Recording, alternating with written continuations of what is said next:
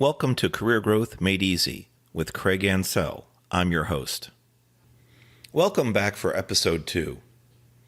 Previously, I had shared my unexpected job loss after nearly 12 years of dedicated service. You know, my stomach still twists and turns even though those days are long gone. I just keep visualizing the day that it happened. I overcame and succeeded. However, it wasn't an easy journey.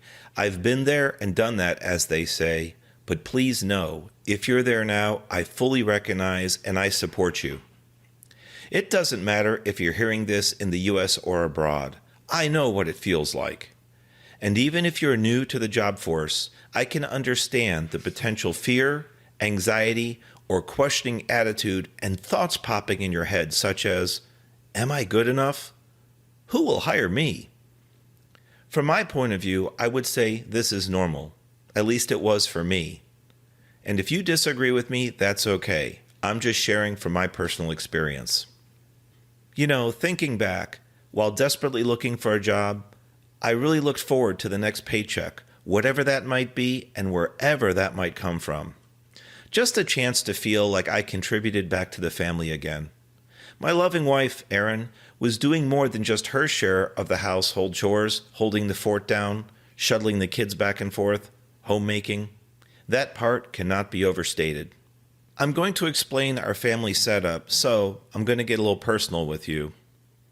After my wife and I both graduated college, we discussed plans for a future family and recognized that as an engineer, I was likely to earn a greater income, and thus she would stay home with our kids, God willing, if we were blessed to have them. So she continued to care for the kids while I put my nose to the grindstone and focused on full-time job recovery. Hey, speaking of job recovery, that reminds me that back in episode 1, I promised some resume advice, and I think I mentioned a freebie.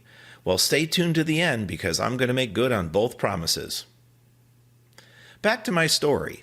While there were some pauses in our household income stream, we couldn't have gotten through it alone.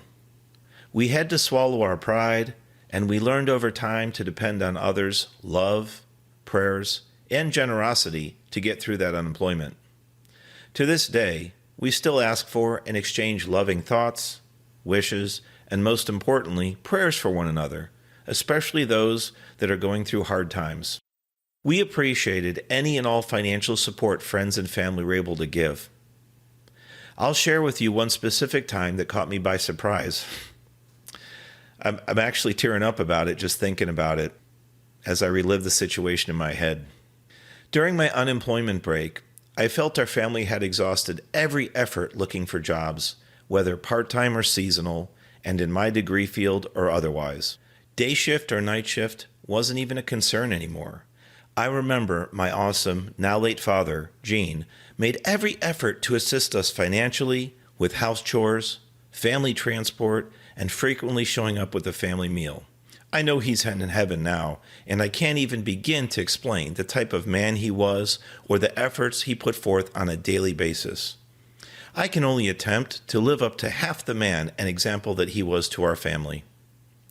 So, moving forward, but still in my unemployment break, my family and I were becoming desperate at an all-time low, not knowing if we'd have enough money to pay our mortgage or family health insurance, our two biggest bills at the time. The thought of losing shelter was one thing, literally looming over our heads. But with having kids and going through unexpected illnesses and untold medical bills, that would sink us for sure. If we could get up the money somehow, we'd pay the health insurance because once it lapsed, and there was no recovery. At least that's how I understood it. One weekend, after attending Sunday Mass and serving as a catechist teacher for either 7th or 8th grade, I was approached by a church member and given a small, plain white envelope with Craig written on it. That's it. No return address, no hint to who it was from, and no idea of what was inside. I guess I expected it to be a wishing well note or prayer card.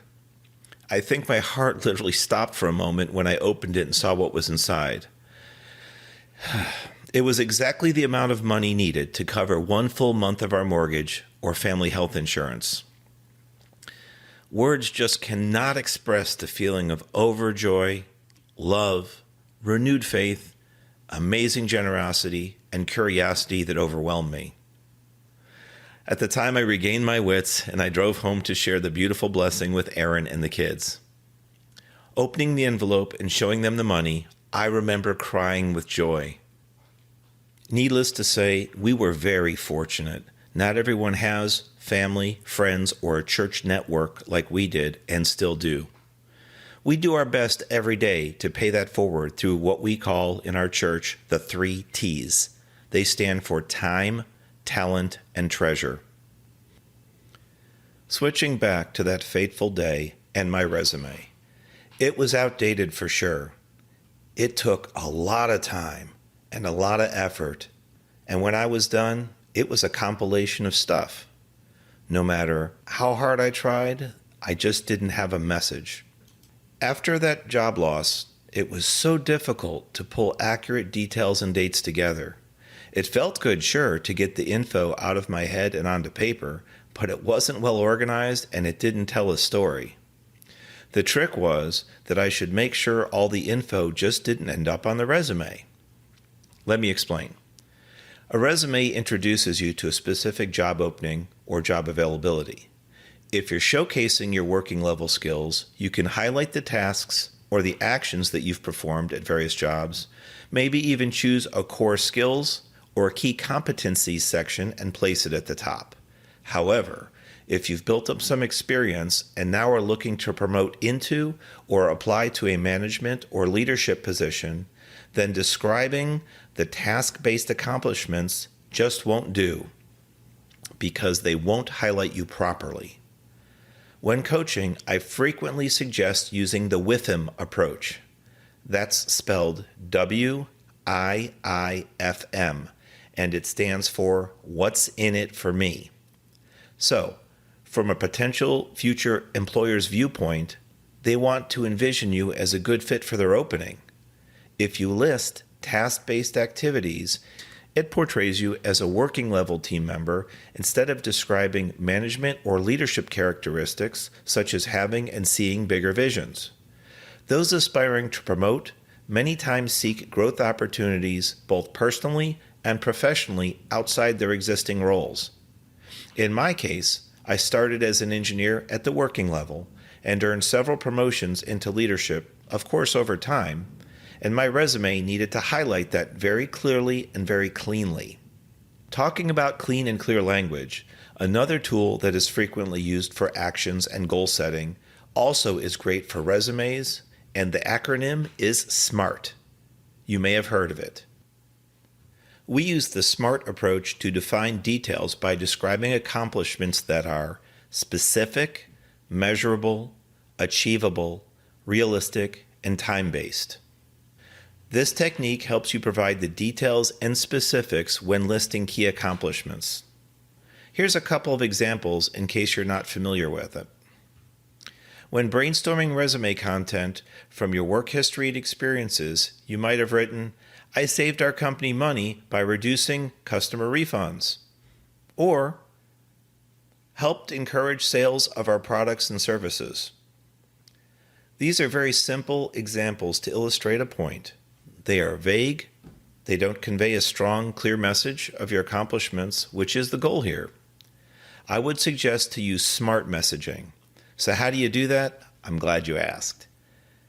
I saved our company money by reducing customer refunds could turn into saved $12,000 last year by converting 24 customer refund requests, and helped encourage sales of our product or service could turn into sold 17 units of product service, resulting in $34,000 of revenue. You probably want to add the date and time in there. On our first example, you may be able to punch this up a little bit more, but only if the facts support it. If there was a specific time period last year that most of the refund conversions happened, then you could say something like, saved $9,000 in fiscal year 18, quarter 3. Or, saved $9,000 in the fall of 2018 with 18 refund conversions. The data collection part is typically a lot easier if you're still employed and have access to your records. Speaking of records, going forward, if you don't do this already, I recommend some type of documentation system, whether it's computer file folders, email archives, notepads, whatever you trust for storage and are familiar with because you'll want to use this technique frequently. Anytime you receive a note of appreciation for a unique task, or if you are recognized for some type of accomplishment, regardless of how it was communicated, verbally in person, by phone, email, old-fashioned letter, whatever the matter, this should be documented accurately. Why, do you ask? Having this info at hand is extremely valuable for updating your resume and also comes in very handy at review time. I've been consistently tracking accomplishments and recognition for over 20 years. I use the My Documents folder on my PC, and it's titled Performance Reviews. Each year has a subfolder, which can then be calendar-based or fiscal year-based. It really depends on how your company handles their performance reviews annually, but you'll want to make sure you're in sync with that. If you like this idea, feel free to start using it right away. If you're just starting out, you can check your email history, work logs, paper and computer calendars for special activities or projects that you are involved with. Perhaps your company has some type of recognition program. Maybe you've received an award for an improvement idea, which led to cost savings, reduced work effort, increased efficiency, or you corrected a safety hazard. All these things count since they characterize the type of person that you are. It may sound funny collecting and documenting pats on the back, like an email saying, "Craig, great job on closing out Project X," or "Great job for completing Activity Y ahead of schedule." But it's well worth it. When summarizing your annual accomplishments, you can also use SMART to really shine. As a last example, you can quantify, which is really a fancy word for count. You can quantify or count the pats on your back and then organize them based on who or what departments they came from. Here's an example. In 2018, my productivity was recognized by 3 supervisors, 2 managers, and 7 end customers. Or, in spring 2019, I successfully expanded the customer service department to support loading dock, warehouse, and inventory departments. These were just some off the top of my head. I'd probably want more SMART details in those and to choose the wording more carefully. If you're not used to thinking or writing this way, it should at least give you a good start. So now, to wrap things up, let's see what we've covered. Structuring your resume content using the WIIFM approach. The difference between a resume targeted at a working level position versus a leadership position. Using SMART structure to create clean and clear resume content. Finally, tracking and using historical accomplishments and recognition to boost resumes and performance reviews. Oh yeah, for your free download of our resume tune-up tips, see the link in the show notes. This freebie walks you through today's most common resume formatting mistakes and how to fix them. You can also visit craigansell.com/002 for this episode, the show notes, and the link for our free resume tune-up tips. If you found this info useful, please subscribe and share our podcast, especially to those that might be struggling with career growth or if they happen to be unemployed and just need a boost. Our weekly podcasts are intended to jumpstart your week with some tips or techniques you can immediately implement towards your high-performance growth journey. If you have a specific problem or challenge you're trying to overcome at work or questions on how to boost your career performance, please drop us a note. info@craigansell.com. We'll do our best to work out a response and drop it into a future episode.